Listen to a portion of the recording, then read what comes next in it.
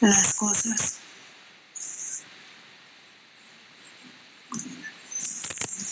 Mi nombre es Jimena y esto es para la clase de Derecho Romano.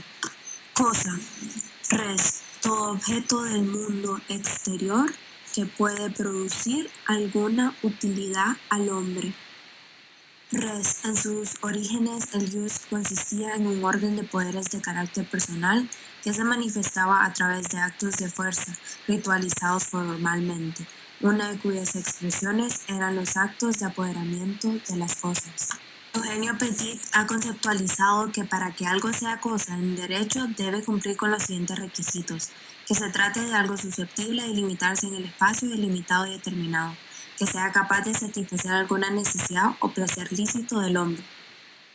Hay varios tipos de clasificación de cosas en el derecho romano. Una de las más conocidas y más utilizadas por los romanos era la diferencia de res in commercio, cosas dentro del comercio, y res extra commercio, cosas que no están dentro del comercio. No todas las cosas pueden ser apropiadas por un particular, y las que sí podían ser eran aquellas que sí estaban dentro del comercio, o sea, res in commercium.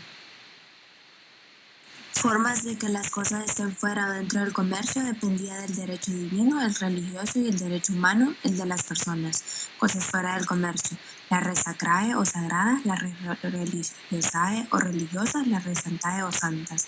Las cosas fuera del comercio: las res comunes y res publicae.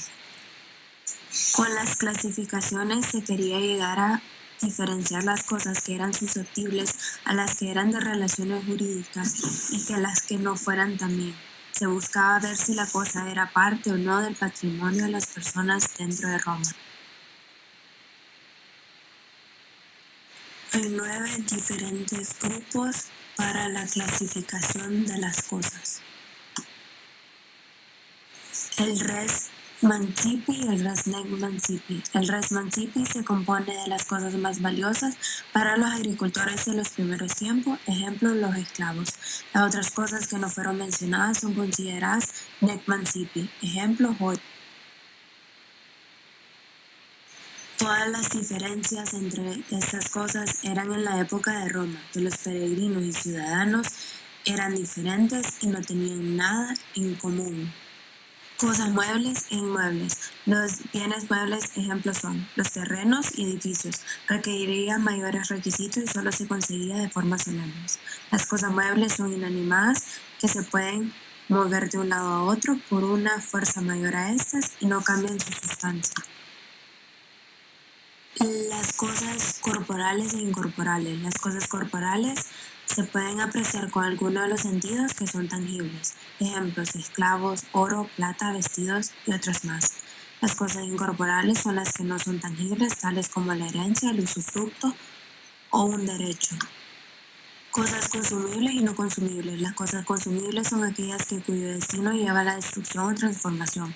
Las cosas no consumibles son aquellas cuyo uso o destino normal las destruye física o económicamente, como los alimentos y el dinero. Cosas fungibles y no fungibles. Las cosas fungibles son las cosas que se pueden sustituir por otras de la misma categoría. Las cosas no fungibles son las que no se pueden sustituir las unas por las otras, ya que están dotadas de individualidad propia. Las cosas divisibles e indivisibles. Las cosas divisibles: un objeto puede ser dividido sin destruirse o alterarse.